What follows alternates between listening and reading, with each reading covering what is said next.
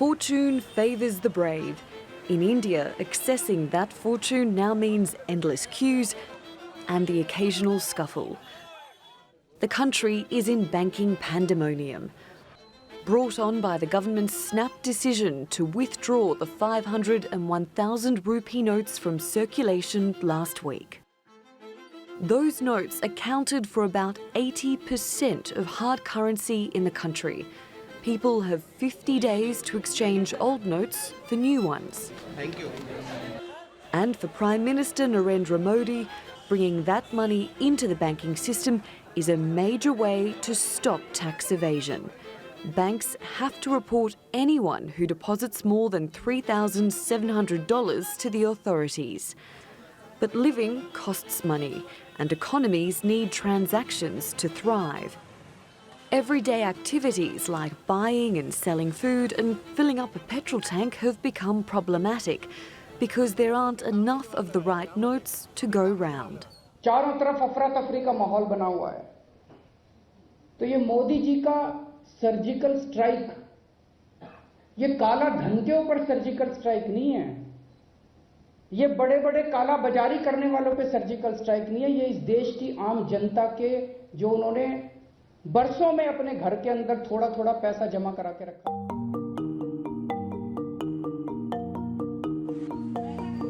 India is a cash-driven society. Almost half of the adult population doesn't have a bank account.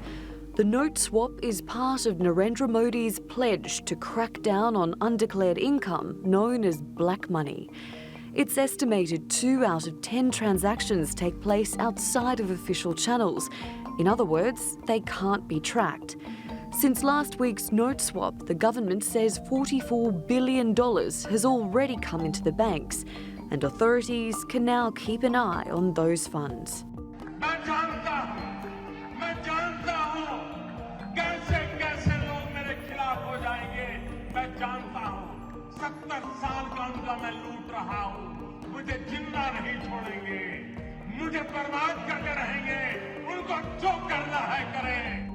Modi says this is just one of the steps to curb corruption. But has he gone too far, too soon? Natalie Pohanen, The Newsmakers. Vivek Kaul joins me now from Mumbai. He's the author of the Easy Money trilogy. Thanks so much for joining us, Vivek. Tell me how serious a problem black money is for India.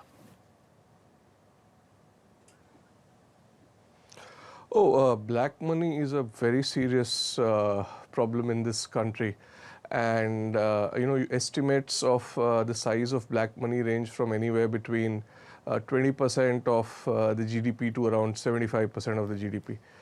And, among other things, what it does is, it sent real estate prices in this country to extremely high levels, wherein, most people cannot afford to buy a home to live in.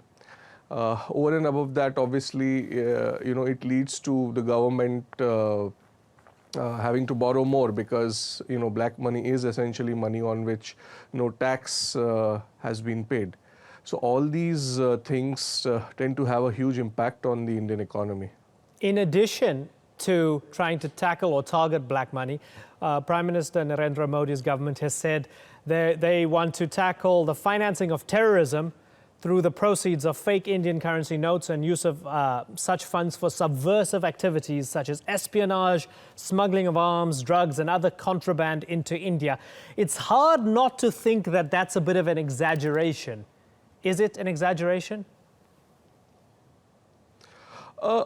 No, not really. I mean, counterfeit currency is, actually a part of everyday life in India, and especially, when you tend to use high denomination notes. When you tend to use high denomination notes to make a payment, the guy who is accepting the payment tends to be very careful with it. So counterfeit currency is a part of the Indian economy, and it has been used in the past to destabilize the Indian economy. So I don't think it is a stretch at all. So when we're looking at these 1,000 and 5,000 rupee notes in circulation, it seems to be most of the money that's in circulation. Now, the ordinary poor will be using them and not necessarily your shady, corrupt billionaires or those who might be involved in some dodgy dealings, right? Is a side effect of this that it's going to hurt the poor more than anybody else? Yes, I mean that is true because ultimately all paper money is essentially it basically has a lot more transactional value. So what has happened is because suddenly 86% of the total money in the market has become useless. The transactions have all collapsed. So there is no money going around in the market. So yes, to that extent, you are correct. The poor are essentially bearing the brunt of it, and also, given the fact that India primarily continues to be a cash-based economy, where more than 80% of the transactions happen in cash. So suddenly, when there is no cash going around in the market, we have a problem. Vivek, just expanding on that point that you made, that this is a cash-based economy, can we make that context a little bit more clear to an international audience, where we can say perhaps that in India it's almost impossible to run a successful business without having to maybe bend the rules a little bit? Actually, there is really no connect between what you are asking and what has happened over the last few days. So yes, I mean, in India, it is difficult to run a business without really bending the rules. But prima facie, that has got nothing to do with what has happened, with the demonetization of the notes that has happened. So there is clearly no link between these two things. Okay. Gold seems to have been doing very well since this decision. Did you expect that? And what does that mean going forward? Right. Yeah, I mean, see, typically India has always loved gold. And, in the past, a lot of black money has found its way into gold as well as real estate. Now with notes being demonetized, so suddenly the demand for gold has gone up.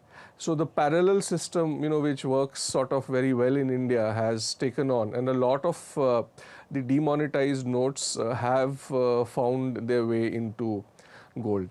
That's one part. The second part, I think, in the future, what I see happening is that, people who held on to their black money in the form of cash up until now will be a little more careful and will probably start converting it into gold sooner rather than later.